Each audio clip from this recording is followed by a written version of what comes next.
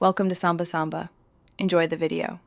You begin by linking devices. Sign into the same Apple ID on your iPhone so iMessage is active.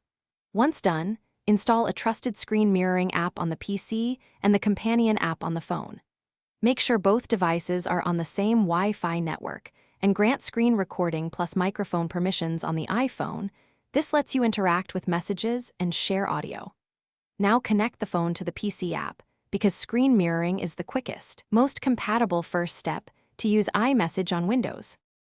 Once mirroring starts, you'll see the iPhone screen on the PC. This is where you interact.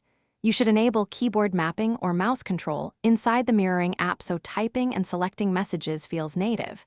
This makes replies faster and avoids repeated taps.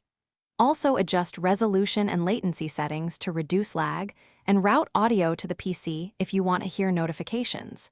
If you use a hardware keyboard shortcut, configure it now so screenshots and copying text work reliably without touching the phone. Finish by testing send and receive flows. Open messages, type a reply, and confirm delivery status. Make sure message history loads. If not, resync by toggling iMessage or signing out and in on the phone. For persistent lag, switch to a wired USB mirror or reduce stream quality to lower latency. If the mirror fails, restart both apps, reauthorize AirPlay or screen recording permissions, and re-enter your Apple ID password. That one troubleshooting step fixes most connectivity and permission errors quickly. Thanks for watching.